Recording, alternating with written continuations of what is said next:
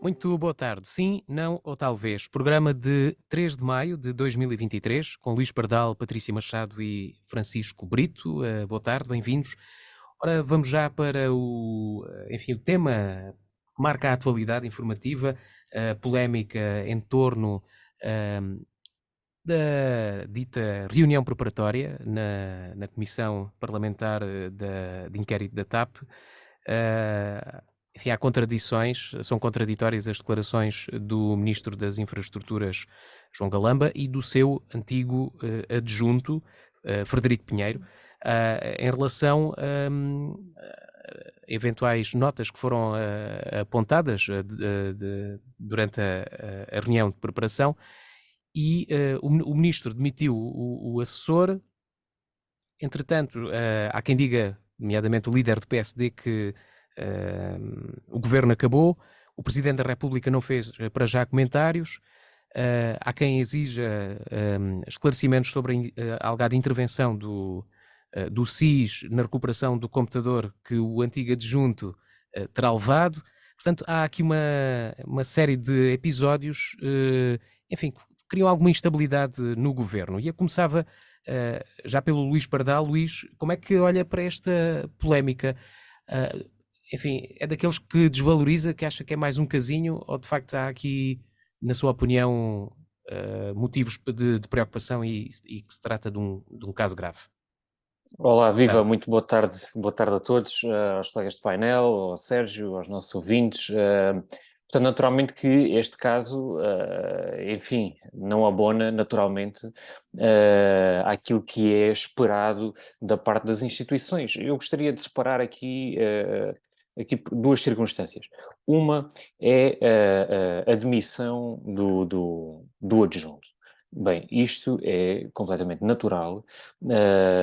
Enfim, não é possível controlar, digamos, as reações de toda a gente ou das pessoas quando são, neste caso, demitidas, que foi o caso. Portanto, a circunstância o que aconteceu dentro do Ministério das Infraestruturas, bem, enfim, é lamentável, mas cada um reage como cada qual e, portanto, enfim, isso aí tendo a desvalorizar e, portanto, apesar de que se quer criar, digamos aí, um, um, um ambiente de, enfim, de sensibilidade interna. Pronto. Eu separava isso de outra circunstância que foi, digamos, o método que se utilizou, creio eu, muito de cabeça quente. Portanto, quem contactou o SIS e quem solicitou a sua intervenção foi com certeza de cabeça quente. É a única razão pela qual eu consigo conceber, digamos, este ato, que é infeliz, que não abona, portanto, a favor daquilo que é esperado das instituições e que, naturalmente, enfim, terá um impacto que, digamos que até à data da gravação do nosso programa, ainda não temos desenvolvimentos, mas acredito que haverá. E, portanto, Ficou, sobre este. ficou, ficou Sim. satisfeito com as explicações dadas pelo Ministro na conferência de imprensa de sábado? Não, assim, as explicações, reparem, não há muito, digamos, a falar, porque reparem, enfim, o Marcelo Rebelo de Sousa, que nos últimos tempos tem sido, para além de Presidente da República, tem sido um comentador político, institucionalmente, enfim, que não é tão digamos que tem mantido esta ideia da dissolução da Assembleia da República muito presente. Enfim, confesso que isso é uma situação que, digamos que é alimentada pelo Chega e pela Iniciativa Liberal, por um lado, e por outro lado, procura aqui dar espaço ao PSD, neste caso a Luís Montenegro, para ganhar aqui mais força, e portanto o Marcelo Rebelo de Sousa procurou aqui algum cuidado.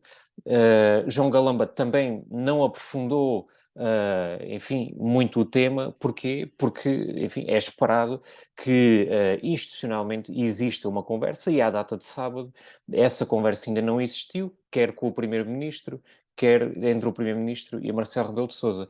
Portanto, enfim, se fiquei satisfeito, é aquilo que compreendo que à data não poderia ser muito mais.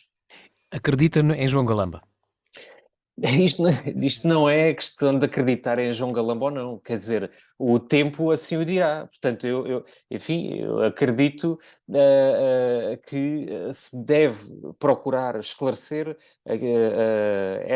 enfim, tudo aquilo que aconteceu. Agora, não meto as mãos no fogo por ninguém, não é esse. Tenho bem a consciência disso. Agora, acredito que o governo, e neste caso esta liderança do nosso governo, tudo fará, como já foi dito, para se esclarecer, bem, e não continuar a alimentar aqui, digamos, uma zona cinzenta que não pode existir. Muito bem. Patrícia Machado, boa tarde.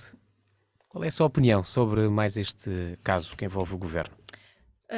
Primeiro que tudo, boa tarde a todos, aos nossos ouvintes, aos meus colegas de painel e à rádio. Eu queria, sobre este aspecto, colocar nesta primeira volta 3 questões. Uma primeira é que, sobre a situação em si, naturalmente que são necessárias explicações. E é necessário levar até às últimas consequências o apuramento do que é que aconteceu, porque é óbvio que alguém está a mentir, não é?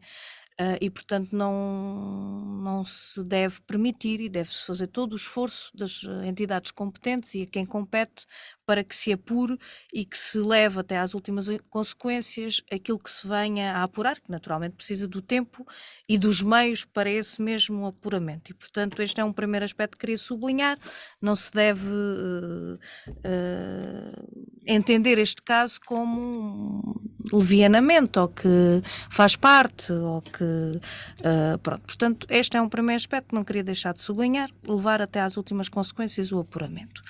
Um outro aspecto é que não se deve permitir que se instrumentalize este caso, em concreto, para ser uma via aberta para a privatização da TAP, que é aquilo que naturalmente o PS, o PSD, o Chega, a Iniciativa Liberal defendem, e portanto não deixa de ser preocupante que, para além daquela questão clara que o PS e o Bloco chumbaram a proposta do PCP na comissão de inquérito, alargar isto também a tempos passados, na altura do PSD, para ver o início do processo da privatização e aquela primeira fase. Portanto, que não se aproveita agora um caso que é lamentável e que precisa desse tal aprofundamento, como estava a dizer, para que se instrumentalize isso para via aberta para a privatização, que é uma velha aspiração, aliás, um crime económico a vir a concretizar-se. E um terceiro e último aspecto é que também não alinho, e acho que já dissemos isto e já debatemos isto aqui noutros programas a propósito de outros casos também deste governo, que naturalmente precisam do tal esclarecimento e apuramento, sem dúvida, e que é exigido, mas também não alinhar naqueles que aproveitam estes casos para aferir e atacar a democracia, e que é nada depois tem a preocupação de resposta efetiva aos problemas com que o país e com os trabalhadores e o povo estão confrontados. Portanto, estes 3 aspectos acho que têm que conviver. Não, apurar as responsabilidades, quem é que está a mentir no meio disto tudo, não se instrumentalizar para a venda e para o crime económico que é a venda da TAP, e por último, que também não se aproveite isto para ferir a democracia, pelo contrário, que se defenda utilizando os instrumentos para apurar o que houver a apurar. Significa que não é, na sua opinião, motivo para levar à dissolução da Assembleia da República? O que a Assembleia da República deve procurar é encontrar as respostas necessárias para os problemas concretos do povo e do país. Portanto, que se apure o que se tiver a apurar, com as consequências que se tiver que tirar relativamente a isso. A questão não são tanto os nomes, são as políticas que saem do governo.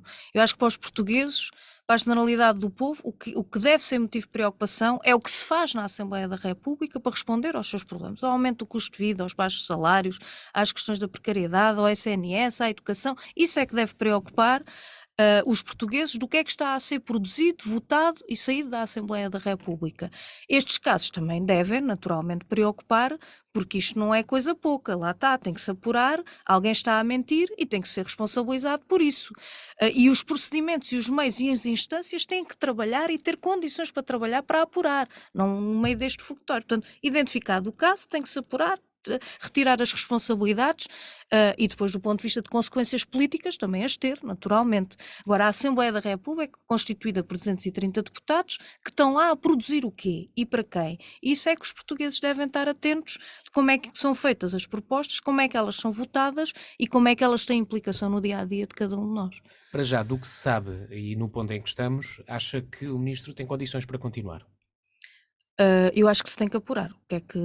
Depois, o que mais é, tarde, é então... claro, naturalmente, lá está. Alguém está a mentir nisto. E, portanto, que se apure. E apurado, se for num determinado sentido, tem que se tirar consequências, não só do ponto de vista da tradução prática na área em que ela tem, portanto, do ponto de vista económico, daquilo que é o que se está a apurar do ponto de vista da TAP e do processo, mas também do ponto de vista político, naturalmente.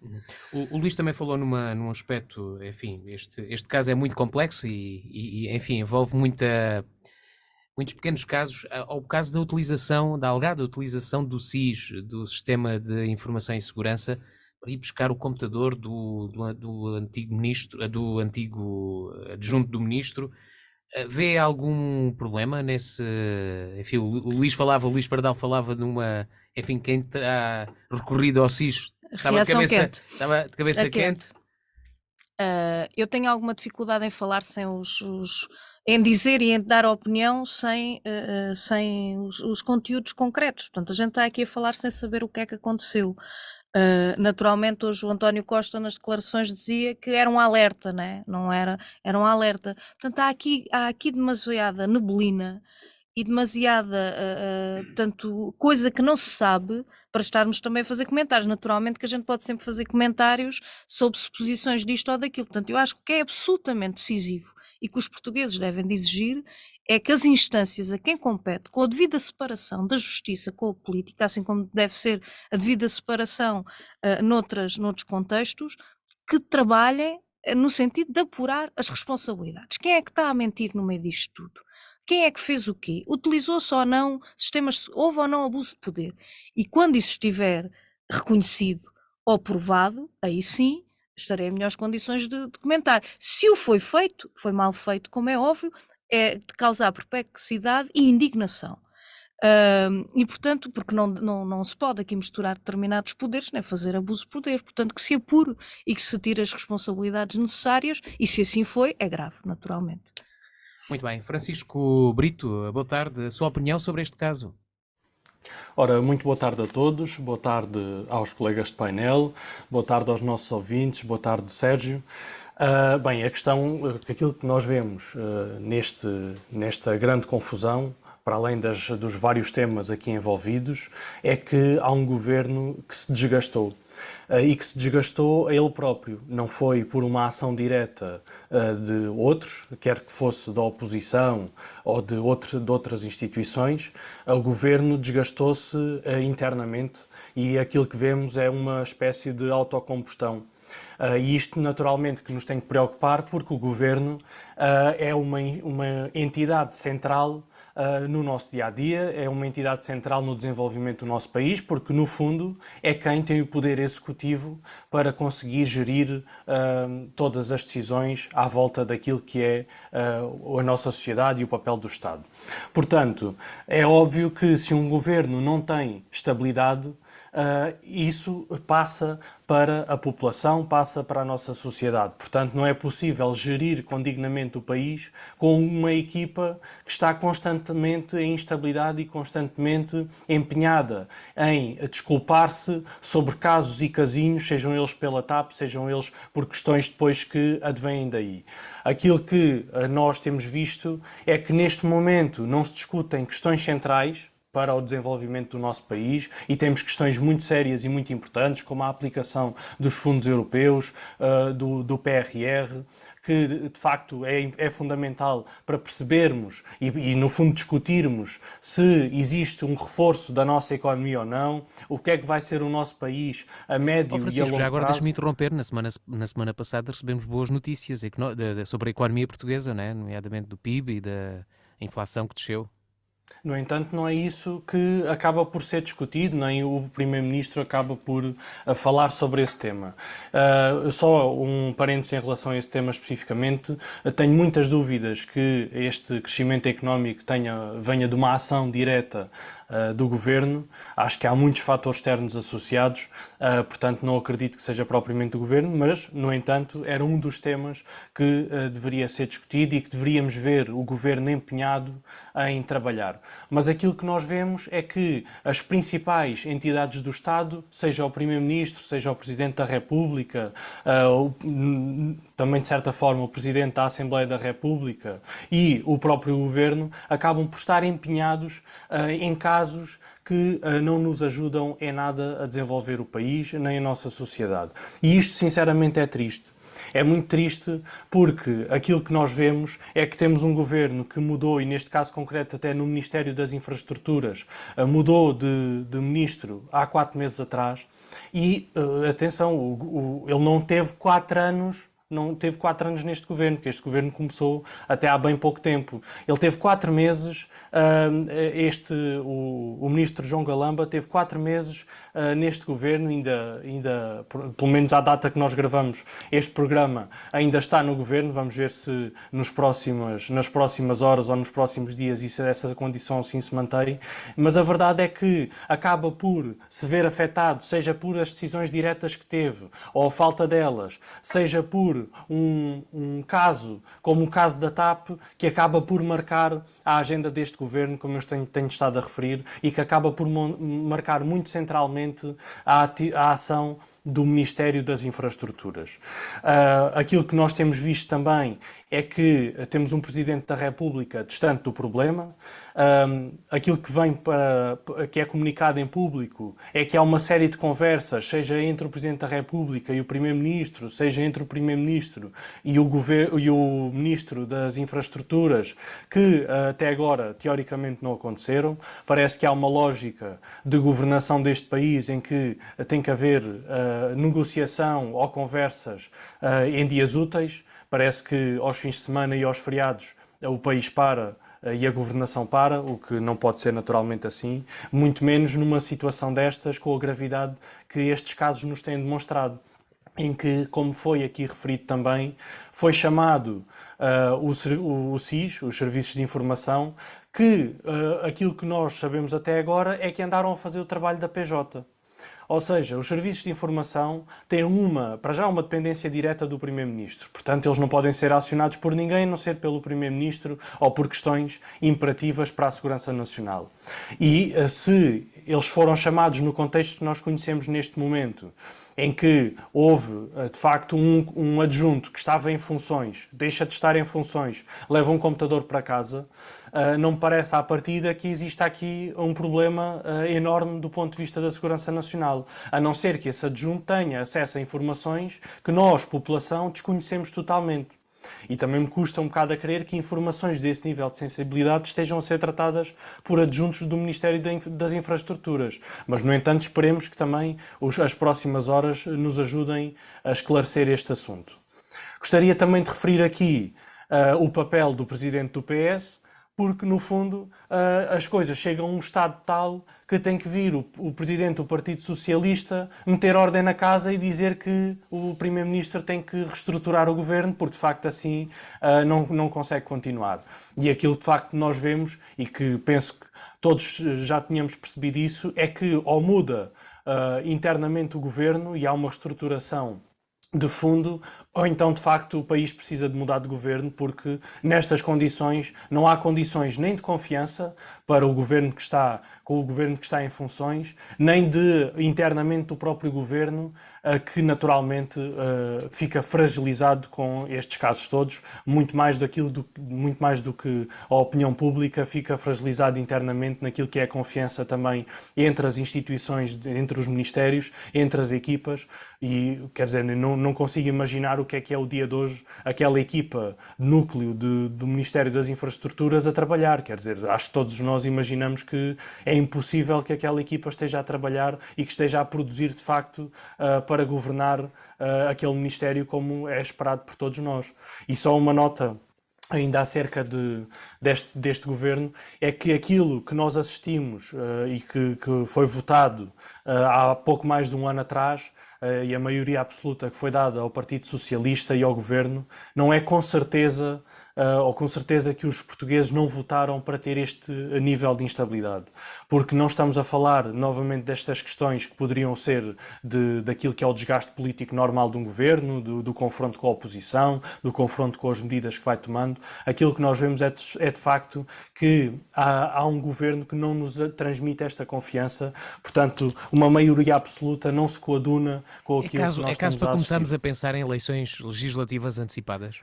Assim, eu acho que é muito difícil, eu acho que ninguém imagina que este governo consegue durar até 2026, portanto, eu acho que está claro que elas vão acontecer. Agora, a nossa dúvida é se elas vão ter que acontecer este ano, se têm que acontecer em 2024 ou 2025. Portanto, até em 2026 eu arrisco-me a dizer que não haverá eleições legislativas. Agora, quando é que elas vão acontecer, veremos, porque também temos um Presidente da República que está a dar alguns indícios, mas que também, por outro lado, está a ter o seu papel moderado, a tentar dar espaço ao governo de se recompor, o que também me parece de certa forma acertado, porque o país também não pode estar sempre em eleições. A verdade é que o país também não pode estar sempre nesta instabilidade, portanto é preciso de facto tomarem-se medidas. Ou o Primeiro-Ministro se torna líder, que não é. Neste momento nós vemos que este Primeiro-Ministro não tem uma capacidade de liderança, portanto, ou ele ganha essa capacidade de liderança e deixa de estar escondido como tem estado e toma, de facto, as rédeas deste assunto e faz a remodelação de fundo no governo,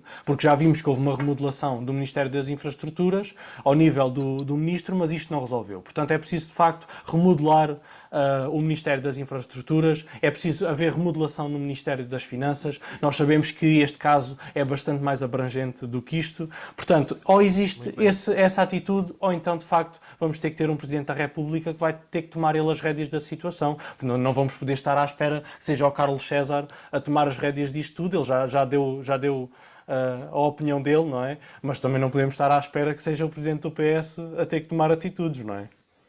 Vamos fazer uma segunda ronda sobre este tema e eu aproveitava estes dois últimos temas que o Francisco abordou, nomeadamente a entrevista do presidente do PS, Carlos César, que apontou a necessidade de algum refrescamento, acho que foi assim a expressão utilizada, e também possíveis eleições antecipadas que me parece que têm sido sobretudo os partidos da direita, o PSD, o Chega, que, enfim, têm existido nos últimos tempos por causa de polémicas que envolvem o governo.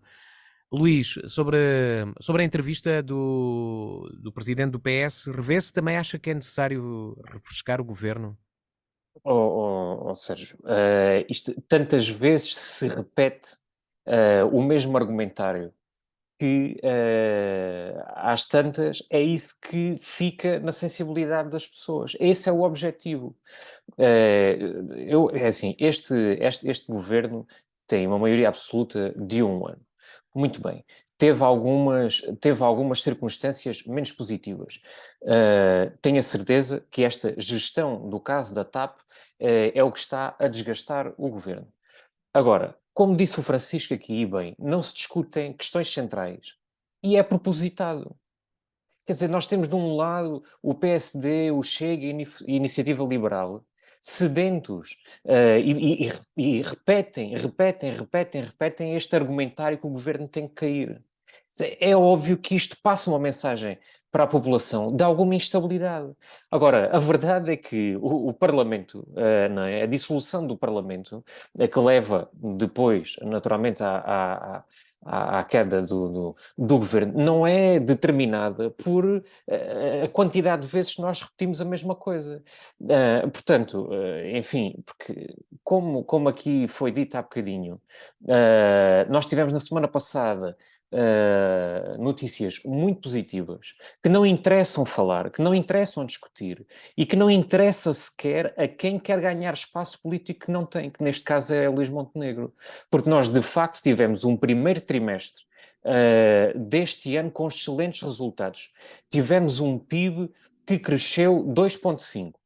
Tivemos as exportações, tivemos uma balança comercial no primeiro trimestre positiva, que há muitos anos não acontecia. Tivemos a queda da inflação.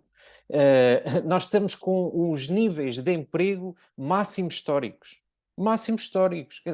Estamos praticamente num emprego pleno. Enfim, naturalmente que haverão sempre desempregados, até porque há uma franja até significativa de quem está desempregado que, enfim, são desempregados crónicos. Poderíamos entrar aqui noutra discussão.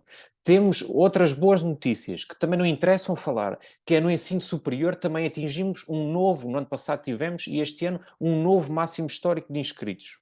Não é?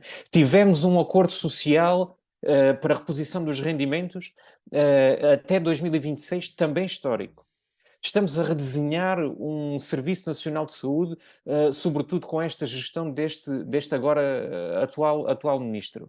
Quer dizer, é óbvio que isto não interessa discutir. Portanto, temos que nos centrar e nos focar nestes casos. Este caso da TAP, portanto, não é um caso, enfim, de suma menos importância, não estou a dizer isso, é importante, não está a ser bem gerido, enfim, utiliza-se depois estas circunstâncias, como aconteceu com o adjunto. É óbvio que um adjunto tem informação relevante, pois, então, quer dizer, se presta apoio a um gabinete, não é, do Ministério, é óbvio que tem acesso a informação que, enfim, neste caso foi demitido, queria levar e queria ter a informação, sabe-se lá para quê.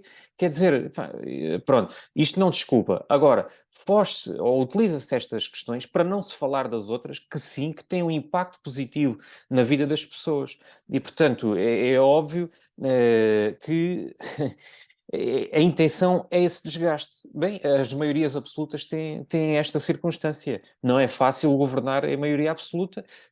Enfim, logo no dia a seguir às eleições, tínhamos Marcelo Rebelo de Sousa a dar as suas dicas. Porquê? Porque também perdeu algum espaço político.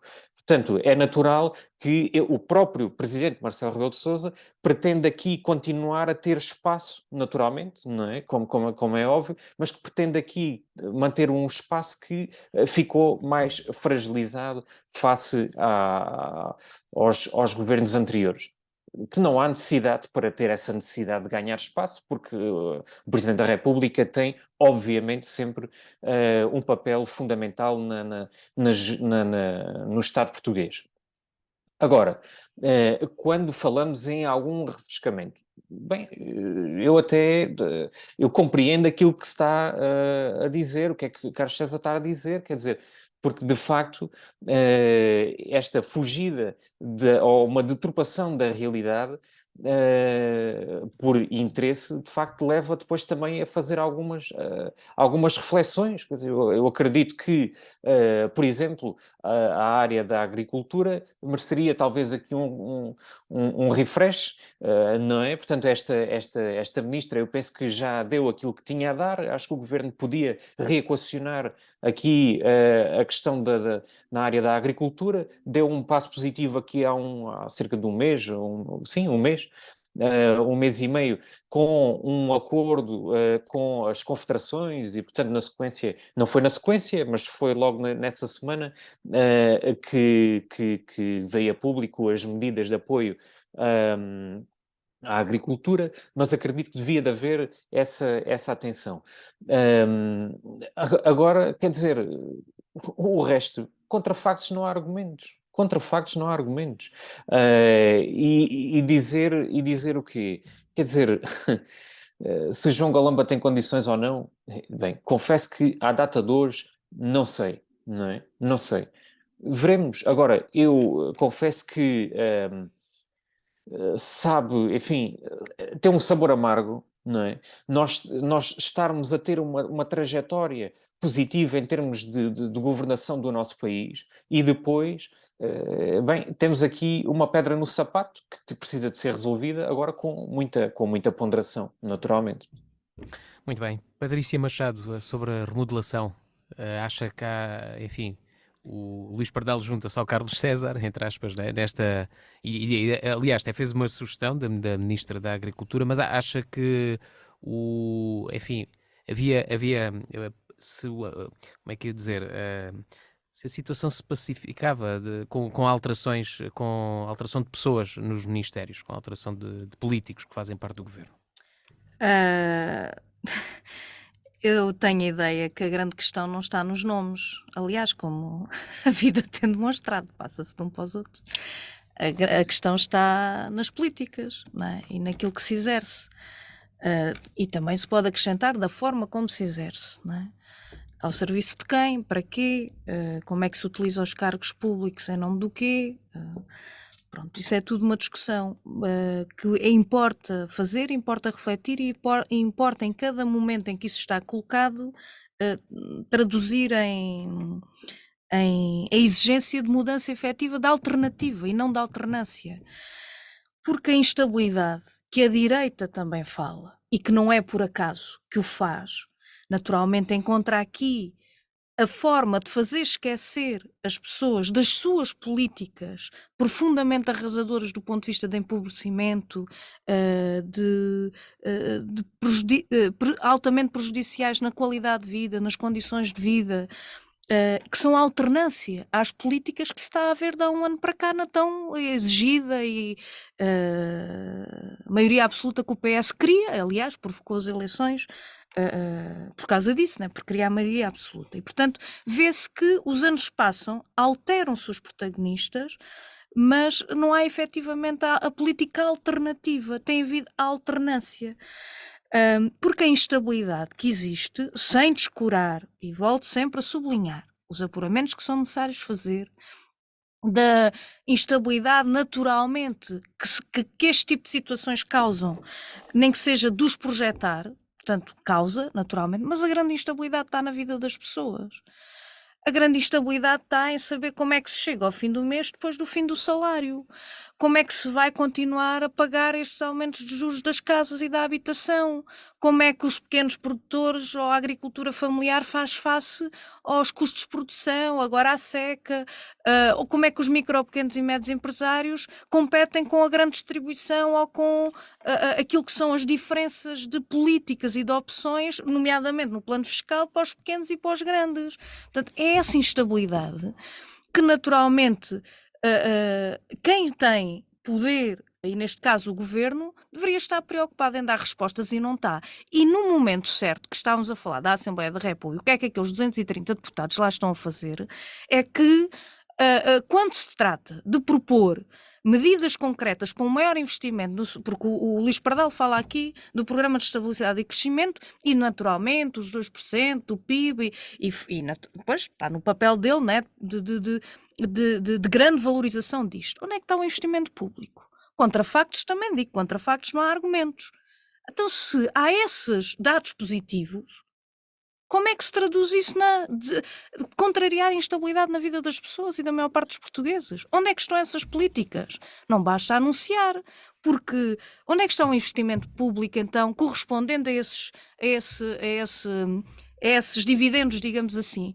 Onde é que está esses dividendos ao serviço das pessoas e das várias camadas? Como é que está a cultura, os agentes culturais, o investimento que é feito, o SNS? Onde é que está o investimento? Porque o que está a projetar não é para melhorar, é para alimentar o negócio da doença, porque onde vão os milhões é para alimentar o negócio da doença, em que o Estado, não estando a conseguir dar resposta, escoa para os serviços privados. E, portanto, queria acentuar muito esta ideia de que, por isso é que eu há pouco o terceiro aspecto que colocava é de não alinhamento daquilo que serve quem não quer dar resposta, porque na hora da verdade votam ao lado, a gente no segundo tema falará disso. A proposta relativamente ao trabalho por turnos foi o PS, o PSD, o Chega e a Iniciativa Liberal que votaram contra. Aquilo que ataca verdadeiramente os problemas de instabilidade na vida das pessoas e do dia-a-dia. Portanto, não basta uns aproveitarem-se da má governação dos outros para que isto agora mude para ficar tudo igual. Portanto, o que se exige é o fim da alternância e políticas alternativas, efetivamente, que o governo do PS não se pode exigir outra coisa deste governo que senão com a maioria absoluta, ou seja, tem a faca e o queijo na mão. E como é que a estão a utilizar? Ao serviço de quem e para quê? E isso é que os portugueses têm que exigir, que se apure o que se tiver a apurar, que se mude os ministros se eventualmente for aí o problema, que considero que, em alguns casos, sim, noutros não está na mudança de nomes, está na mudança de políticas e que se exige é, de facto, políticas que respondam aos problemas concretos, porque essas continuam a ser quase uma mão cheia de nada. Muito bem, Patrícia. E agora o Francisco Brito cabe-lhe assim encerrar o tema. Avançamos para o segundo tema da nossa ordem de trabalhos. O que é que lhe apraz dizer ainda sobre este caso? Bem, é assim, eu para já gostava de dizer só aqui 2 ou 3 coisas em relação ao que os colegas estavam a dizer, porque aquilo que nós vemos que estava nas mãos deste adjunto que se discute aqui era um plano de reestruturação da TAP que entretanto foi classificado. E agora, aquilo que eu pergunto é, se nós estamos a pagar a reestruturação da TAP, o que é que o plano de reestruturação da TAP tem de confidencial e de tão importante para a segurança nacional que faça com que este plano seja classificado? Aliás, é algo que todos nós devíamos conhecer, porque senão como é que nós poderemos avaliar diretamente as políticas e a gestão deste governo, não é? Quer dizer, se um dos casos ou dos temas centrais desta governação, a grande bandeira que foi instituída pela esquerda radical a partir de 2015, que foi a nacionalização da TAP, e que trouxe-nos os custos que todos nós temos visto, mais de 3 mil milhões de euros investidos do dinheiro dos contribuintes, que não está na melhoria das condições de vida das pessoas, que não está no SNS, que está diretamente na TAP, na sua reestruturação, para simplesmente alguns poderem agitar estas bandeiras e dizer que a TAP é pública, mesmo que dê prejuízo, mesmo que funcione mal, mas que Portugal pode-se orgulhar de ter uma má companhia aérea e que é um constante buraco e sorvedor de dinheiro. Portanto, nós deveríamos conhecer este plano de reestruturação para poder avaliar isto, porque senão aquilo que acontece é que andamos constantemente a falar com pequenas informações que ou um ministro ou um adjunto vai soltando e acabamos por avaliar a gestão por aí. Enfim, não deixa de ser o quadro que o Partido Socialista quer e deseja. Mas enfim, outra questão, e gostaria também de deixar aqui sublinhado, é que não considero que o Presidente da República discuta espaço político com o Governo.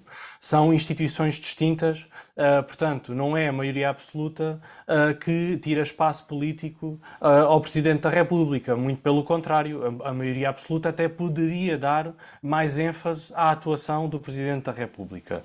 Também temos um Presidente da República que está no seu segundo mandato, portanto, sabemos que há naturalmente diferenças em relação a isso, ou caso fosse o primeiro mandato, com certeza que a atuação poderia ser ligeiramente diferente e que temos um Presidente da República que estará a gerir essa atuação. Agora, não acredito que ele deixe de fazer e desempenhar o seu papel como Presidente da República porque existe uma maioria absoluta que lhe pode estar a tirar espaço mediático. Não acredito que assim seja. E eu gostaria também de sublinhar aqui que aquilo que realmente empobreceu o país foram as políticas de esquerda que paulatinamente nos trazem bancas rotas. Portanto, não foram as políticas de direita de limpar a casa e de endireitar o país que trouxeram empobrecimento. Pelo contrário, aquilo que nós vimos é que essas políticas começaram a ter efeito e quem aproveitou esse efeito do ponto de vista político e mediático foi o Partido Socialista e, naturalmente, a maioria de esquerda radical que criou. E que agora, naturalmente, foram colhendo alguns frutos, claro que com situações pelo meio como tivemos e que tiveram também muito apoio de outros partidos, da Assembleia da República, como o caso da pandemia e a forma como se teve que lidar com a pandemia. Portanto, também não me parece justo aquilo que a Patrícia aqui disse, que realmente houve políticas de direita que empobreceram o país, porque isso, enfim, isso é um antagonismo, porque na realidade uma leitura correta e honesta da situação percebe claramente que houve de facto uma bancarrota e, enfim, já foi a terceira potenciada pelas políticas do Partido Socialista.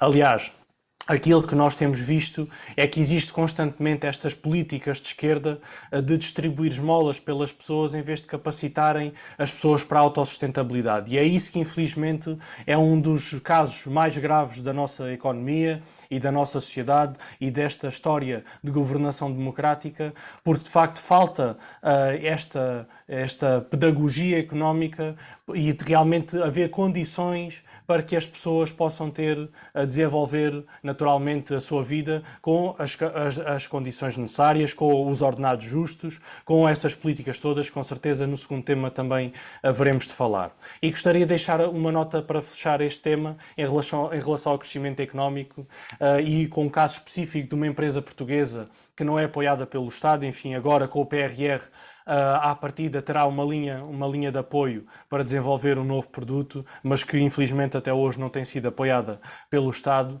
que é a TechEver, que é uma empresa que está sediada no Alentejo, em Ponte Soro. É uma empresa fulcral do ponto de vista do desenvolvimento tecnológico e empresarial do nosso país, que exporta todos os drones que produz, porque produz drones de vigilância, essencialmente para forças de segurança e forças militares, e que não tem o Estado português como cliente. Aliás, um dos principais clientes é, por exemplo, o governo britânico, e, no fundo, isto mostra-nos que há crescimento económico de facto, há empresas destas que fazem com que o país lucre, mas que não é, infelizmente, com o apoio deste governo. Muito bem, não sei, podemos passar ao próximo tema, Luís, Patrícia? Muito bem, vamos para o Sim, próximo. eu tinha Mas, aqui se que quiser qualquer coisa, responder, tem não. de ser muito rápido, tem de ser muito rápido. E a Patrícia também tem essa oportunidade, se quiser. Não, enfim, não me querendo alargar muito, a falta de investimento do nosso governo está-se bem a sentir aqui em Évora e no Alentejo, como por exemplo o hospital, a ferrovia, o IP2, era só para dizer isto. Muito E bem, a reposição dos 2,5 mil milhões O de euros IP2 nem o concurso ainda foi lançado. nas pessoas. Bem, o Está para IP2 breve. não traz desenvolvimento económico, infelizmente. Tá bem, vá, Muito Luís, bem, vamos- fica para a próxima, Luís. Muito bem, vamos para o próximo tema. Ora, comemorou-se ontem o Dia do Trabalhador, o 1º de maio. O Governo está a implementar a Agenda de Trabalho Digno. Luís Pardal, o que é que destacava, enfim, das políticas que o Governo tem adotado para esta área do trabalho? Bem, e isto a propósito de apoio, ou da falta dele, e a propósito da autossustentabilidade, não é? Enfim, bem, o Dia do Trabalhador, naturalmente, que continua a ser um dia muito marcante, portanto, não só para Portugal, mas para o mundo. Aliás, aqui de salutar, digamos que este 1º de maio não deve ser apenas o dia da luta pelos trabalhadores, enfim, é a somar-se a todos os outros dias do resto do ano. E eu gostaria de fazer aqui, digamos que, 2, 3 reflexões sobre aquilo que o mundo do trabalho enfrenta, portanto, um conjunto de desafios, porque, de facto, nós, quando falamos dos trabalhadores e do mundo do trabalho, naturalmente que devemos falar sobre rendimentos, sobre a reposição de rendimentos, mas não é só. E, portanto, acho que digamos que esta análise mais lata sobre o tema é valorizar os trabalhadores. E, portanto, há alguns desafios que tenho aqui para reflexão é, por exemplo, a necessidade da formação e da aprendizagem ao longo da vida, portanto, neste caso, naquilo que são as ferramentas e as capacidades de trabalho em termos formativos, que têm um grande impacto naquilo que é esperado, digamos, no mercado de trabalho.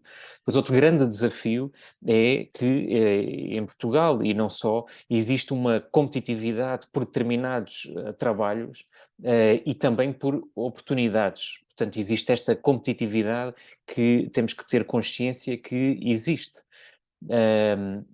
Em Portugal, nós somos, enfim, temos um rendimento abaixo, naturalmente, da União Europeia e temos também outro impacto que deriva daí, mas não só, que é a produtividade. Nós temos uma cultura de trabalho em Portugal, muitas vezes até pouco saudável, que leva, enfim, outras condições, como stress ou burnout, que bem podem ser também das condições que são dadas ao trabalho, mas não são só, e devemos ter essa consciência que não são só através da reposição de rendimentos. Há outras tantas circunstâncias que entram aqui e que têm de facto importância, que são as questões relacionadas com a gestão das pessoas, a gestão dos recursos humanos, as lideranças, as chefias, né? E aqui a palavra chefia com o sentido pejorativo, portanto isso tem impacto também na nossa produtividade. Depois, Outra circunstância que nos veio aqui trazer algumas mudanças ou que veio acelerar algum tipo de transformação foi a pandemia, naturalmente. Um dos maiores desafios do trabalho do futuro é como é que se gera recursos humanos com pessoas a trabalhar a partir de casa ou a partir, enfim, de outro ponto, mas que há esta questão das relações sociais que importa refletir. Depois, naturalmente, como disse no princípio, há questões que são centrais, naturalmente, as questões das desigualdades salariais, as oportunidades de igualdade, que nem poderia ser de outra forma, mas que há discrepâncias entre homens e mulheres, e naturalmente que a precariedade e os baixos salários, que é uma realidade, portanto não se pode mascarar de outra forma, que existe em Portugal, e que mesmo apesar de aumentos que o governo tem dado e de garantias para os próximos anos que, por via do acordo, é sempre uma circunstância a ter naturalmente em conta. Depois, gostava de poder referir duas instituições que, em termos globais, e porque é que eu estou a falar também em termos globais? É porque, como disse no princípio, o Dia do Trabalhador não é só o Dia do Trabalhador em Portugal, é o Dia do Trabalhador no mundo. E são duas instituições que, na minha opinião, exercem uma grande influência nas políticas públicas do trabalho, que é a Organização Internacional do Trabalho, portanto, que é uma organização que está sediada na Suíça, que tem e que desenvolve uma série de trabalho naquilo que é a procura de uma maior igualdade em termos mundiais, desenvolveu uma série de indicadores internacionais que avalia as condições de trabalho e, enfim, aqui nós olhamos para o nosso país, mas não podemos esquecer outros, e até outros países em que se defende a igualdade em termos salariais dos trabalhadores e que depois, no fundo, é uma máscara para exploração e para poucas condições de trabalho. Esta era uma instituição, e a outra instituição que gostava de destacar e que tem tido impacto ao longo dos anos, e este 1 de novembro é também, e não só, mas é também o reflexo disso, que é as Nações Unidas, portanto, sobretudo desde a criação dos Objetivos de Desenvolvimento Sustentável, e neste caso com o indicador do trabalho digno. E, portanto, este indicador do trabalho digno levou a muitas empresas, a muitas organizações e Estados a refletir e a implementar medidas que procurem implementar um emprego digno, um emprego pleno, um emprego com condições para as pessoas e para a proteção social dos trabalhadores. E, portanto, este digamos, com este enquadramento sobre este tema que vos trago aqui enfim, com algum orgulho, porque nem poderia ser de outra forma. Ainda há pouco nós estávamos a falar de que toda a linha e que todo o foco que foi dado no próprio Dia do Trabalhador foi João Galamba, foi o adjunto, foi o computador, e portanto isso não é de suma importância, mas é um exemplo de que, como interessa, por um lado, desviar a atenção daquilo que também é muito importante, e neste caso foi o primeiro dia da implementação da Agenda do Trabalho Digno. São 70 medidas que têm e que vão ter um grande impacto na vida das pessoas, e aqui entram as questões da valorização do papel dos jovens no mercado de trabalho, procurar uma melhor conciliação entre a vida profissional, familiar e pessoal. Portanto, existe aqui uma grande componente também, desde a morte do cônjuge até ao aumento da licença parental. Portanto, enfim, são dois exemplos, mas há outros tantos. São 70 medidas que visam promover as melhores condições de trabalho. Patrícia, o que é que gostava de destacar neste dia, quer dizer, nesta altura, queria né? aqui destacar algumas coisas, embora eu até estava aqui ainda a processar o que o Luís estava a dizer, se estávamos exatamente no mesmo país e na mesma realidade dos trabalhadores, mas vamos lá. Um primeiro destaque Estamos é, de na mesma facto, realidade. Estamos. Já vamos ver essa realidade. Sim, o ponto de vista é sempre, claro, é tudo uma questão de ponto de vista. Depois pode ou não esbarrar com a realidade do dia-a-dia da esmagadora maioria de quem trabalha ou vive do seu trabalho. Mas um primeiro aspecto que queria sublinhar era uma saudação muito grande, uma grande valorização aos milhares e milhares de trabalhadores que por esse país fora, às centenas também que tiveram aqui no Conselho de Évora, no desfile que ontem decorreu, nessa grande demonstração e combatividade de exigência, de não resignação, de não considerar que isto é inevitável, que não tem que ser assim, e numa exigência clara e combativa de que é necessário outro caminho, a tal política alternativa que valorize o trabalho e os trabalhadores. Um segundo aspecto que queria colocar que o avanço da ciência e da técnica, daquilo que hoje está ao dispor do desenvolvimento, falando do nosso país, não é? Permitem, assim sejam as opções políticas, que não têm sido e não são nesta agenda de trabalho digno só tem um nome, que permitam de facto transformar aquilo que são os direitos que os trabalhadores têm de melhor qualidade de vida a partir dessa evolução da ciência e da técnica, naturalmente que está ao seu dispor. São eles que produzem a riqueza nas várias esferas, desde componentes elétricas, à arquitetura, passando pela saúde ou a educação. São eles que criam a riqueza, que criam a mais-valia, e essa riqueza tem que ser melhor distribuída, e não está a ser melhor distribuída, nem a agenda do trabalho digno contempla isso. Um terceiro aspecto é que aquilo que são os problemas reais de quem vive do seu trabalho, dos trabalhadores, da esmagadora maioria dos trabalhadores dos vários setores, do público ao privado, não estão a ver reconhecidos esses direitos. Em alguns casos até não só não vão resolver, como podem continuar a ter uma linha de agravamento dessas condições. Eu destacava, nesta questão da agenda do trabalho digno, destacava que o grande problema, que não está ali também resolvido e continua a ser rejeitado na Assembleia da República, apesar de várias propostas, é a emergência que constitui o aumento geral dos salários. Não há país que possa desenvolver, que possa ser competitivo usando os termos e a terminologia do mercado, assenta em baixos salários. Não é possível. E o que nós assistimos é não só um aumento, um não aumento, uma não valorização a partir, desde logo, do salário mínimo nacional, que tem muitíssima perna curta, como do salário médio. Não há qualquer aproximação nem aos nossos vizinhos espanhóis, quanto mais ao resto da Europa. Portanto, porque qual é o jovem? Fala-se aqui da questão da juventude. Qual é o jovem que mesmo saindo, mesmo em carreiras mais especializadas, um engenheiro, um médico, um advogado, um arquiteto, que aspira conseguir desenvolver e fazer carreira no seu país como ela está? Não há valorização das carreiras, não há valorização dos salários, e portanto isso é absolutamente determinante. Fala-se da questão, portanto, este é um primeiro aspecto. Depois, aquilo que trava, nomeadamente as carreiras, e a questão de que entre 2015 e 2021, por exemplo, o aumento do salário mínimo passar de 17% para 26%, o número de trabalhadores que têm o salário mínimo, portanto não é só, é muitíssimo, não é?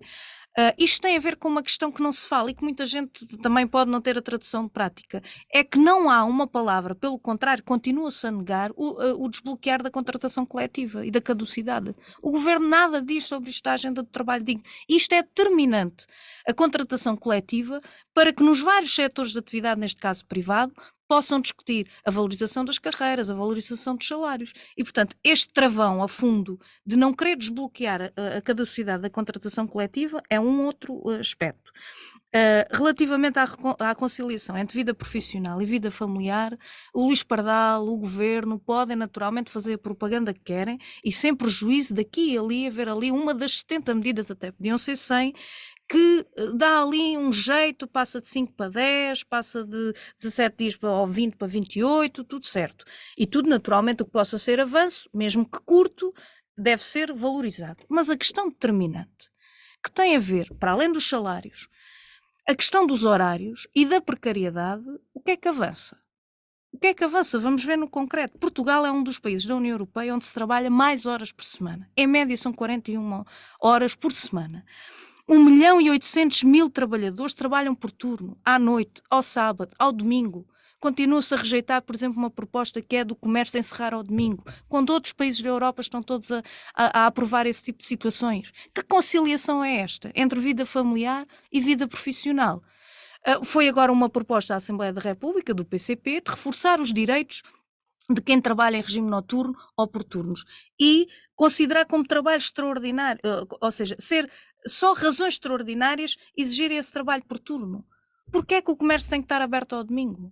Porquê é que as asas dos aviões têm que ser construídas à noite? Uma coisa é nos serviços de saúde, nos piquetes, nas questões das águas, das EDPs, tem que se avaliar caso a caso. Isto desconstrói completamente a vida familiar. Que tempo é que se tem para estar com os filhos? Que tempo é que se tem para ter uma relação, uma vida conjugal? Já dei aqui o exemplo, há trabalhadores da TAC que a mãe sai e o pai está com a criança no carro e trocam. Portanto, ele entra de dia ou entra de noite e ela vice-versa. Portanto, que concílio... E sobre isto, nada diz. No primeiro trimestre de 2022, que são os últimos dados que tenho, 70% dos postos de trabalho eram precários, eram contratos com termo. Portanto, nesta questão do trabalho digno, há ali uma questão de passar de 6 para 4 anos, mas não há efetivamente aquilo que se exige, que é cada posto de trabalho permanente deve corresponder a um contrato de trabalho fixo, não é? Porque se a empresa precisa daquele posto de trabalho ser preenchido, porque é que não o preenche naturalmente com o devido tempo de trabalho experimental? E, portanto, se há ensinamento que a vida nos deu, nomeadamente na correlação de forças que foi criada em 2015, é que não foi o avanço nos direitos, que ainda curtos, não foi a melhoria ainda curta, porque o PS não quis ir mais longe, na valorização dos salários, desbloqueio de algumas questões, de valorização de direitos, de avanços e de progressos em algumas matérias, que prejudicou ou que levou à tal bancarrota que o Francisco e a direita gostam muito de falar.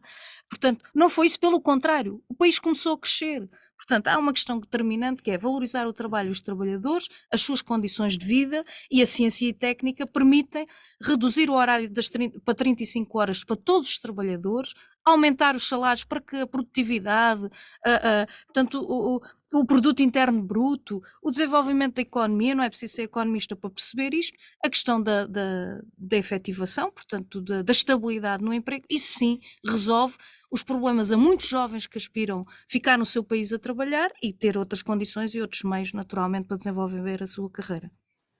Francisco Brito, temos aqui duas opiniões bastante distintas sobre a implementação da Agenda de Trabalho Digno. A sua opinião por onde é que cai? Bem, é aquilo que nós vimos nestas medidas que o Governo implementou, ou pelo menos que entraram em vigor recentemente, é que temos medidas curtas, no sentido de há pequenas alterações na vida laboral das pessoas e ficamos longe de uma reforma estrutural que há muito tempo que o país precisa. Vê-se que não há vontade de reformar o modelo de contratação do Estado, que em si, para além de demorado e de custar muito dinheiro ao Estado e às diferentes instituições que se têm que reger pelo Código de Contratação do Estado, vemos que não potencia nem o aumento de postos de trabalho, nem a penalização para aqueles que efetivamente não são competentes. Portanto, aquilo que nós vemos é que o Governo continua a querer manter esta política de contratação do Estado exatamente na mesma. Portanto, o Estado português, que é conhecido muitas vezes por ser pouco competitivo, por ser pouco eficiente, continua exatamente com as mesmas medidas a si aplicadas. Portanto, aquilo que o Governo nos diz é que a resolução para os problemas das pessoas está em aumentar prazos de 12 para 14 dias, quando na realidade há questões de fundo que efetivamente deveriam mudar e nós deveríamos olhar para o Estado como um setor também ele competitivo e, acima de tudo, uma área de grande competência. Porque é isso que é esperado, porque somos nós, com os nossos impostos, que pagamos essa estrutura.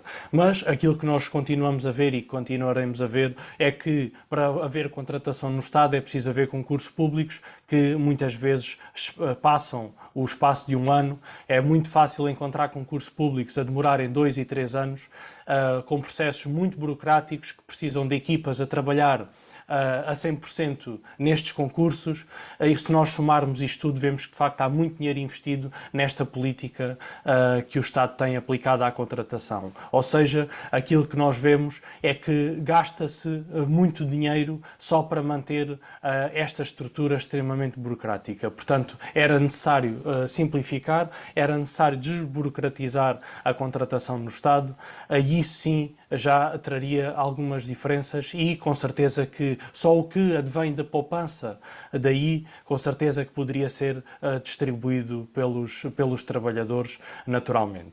Mas, enfim, não é isso que vemos que o PS quer fazer.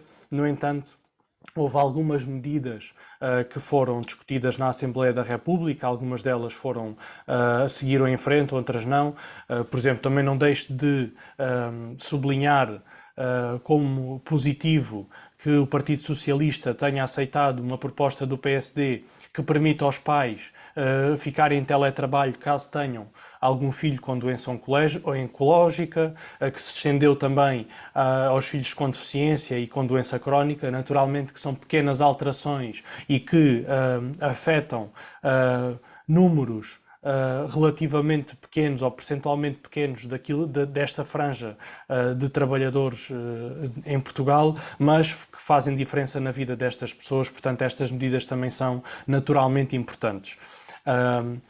Também temos a questão dos créditos salariais e que, infelizmente, o PS não quis simplificar. Portanto, em relação aos créditos salariais, o PS quer que as situações sejam resolvidas em tribunal, como se nós tivéssemos uma justiça que fosse célere e que funcionasse, mas, enfim, temos exatamente o seu contrário. Temos uma justiça lenta, que está assoberbada de trabalho, que não existe também investimento no aumento de capacidade, e depois ainda temos estas medidas que poderiam ser desburocratizadas, podiam ser simples.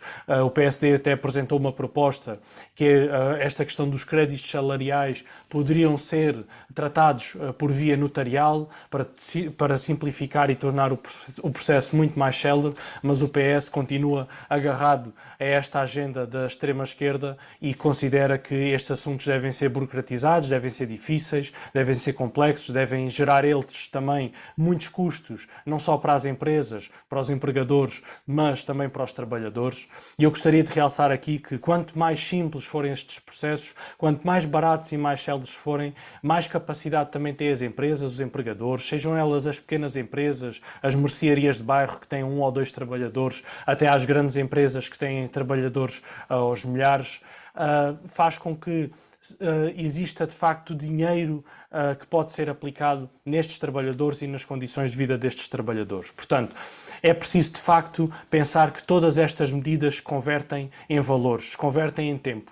E tempo de facto é dinheiro, e é preciso que o Estado de uma vez por todas perceba que quanto mais desburocratizar, mais as empresas têm na sua mão para poder também elas redistribuir. Porque esta redistribuição, infelizmente, não é só feita pelo Estado, porque o Estado, aquilo que nós temos visto é que infelizmente não consegue ter essa capacidade de ter uma redistribuição justa. Aliás, já temos falado aqui da carga fiscal e do aumento brutal de rendimento que o Estado teve em 2022, mais de 5 mil milhões de euros provenientes da carga fiscal, e que nós vemos que não são redistribuídos como deveriam ser. Aquilo que temos visto é que existem uma série de esmolas dadas às pessoas e que não fazem, infelizmente, com que elas consigam melhorar a sua capacidade e a sua qualidade de vida.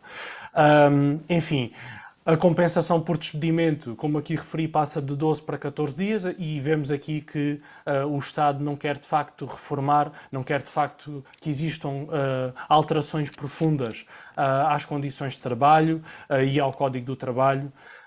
Vemos que no caso das plataformas digitais, como o caso da Uber, da Glovo, que são conhecidas para que também os nossos ouvintes consigam entender o que é que quero falar em relação às plataformas digitais, ou o que é que me estou a referir.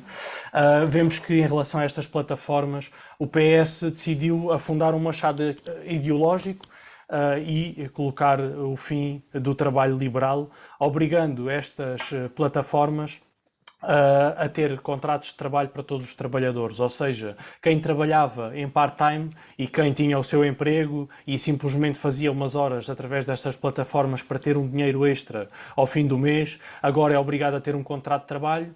E nós já sabemos onde é que isto vai levar.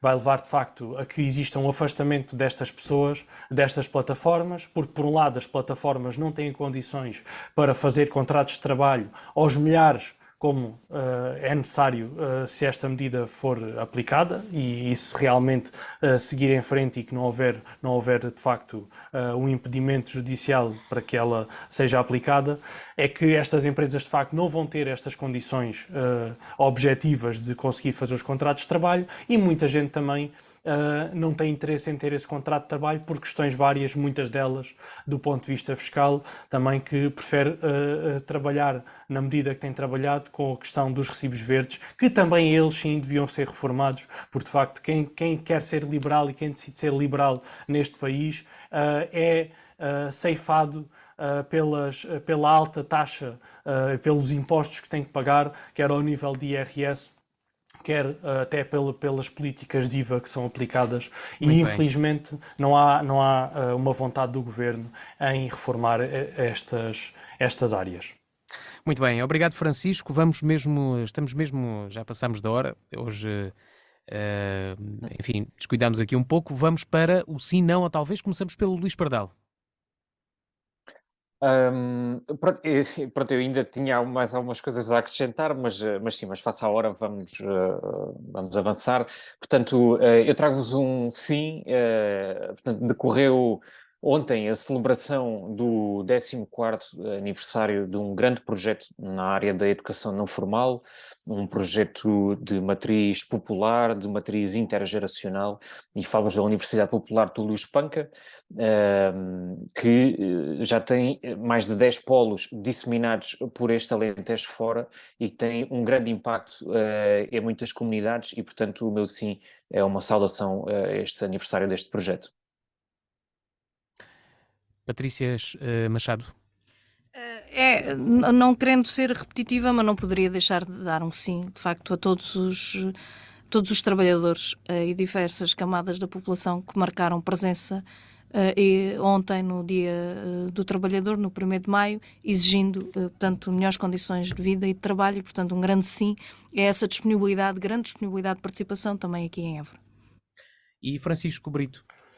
Ora, eu trago um não, o meu não à luta violenta, como aconteceu em Paris na última segunda-feira. A luta pelos direitos das pessoas, dos trabalhadores, deve ser moderada nestes métodos, naturalmente. Incendiar edifícios, incendiar carros, não é com certeza uma forma de luta e com certeza que há outras formas que devem ser adotadas. Por isso, o meu não aos métodos de luta radical e extremista. Foi o sim, não ou talvez. O programa regressa 2 a 8 dias. Boa tarde.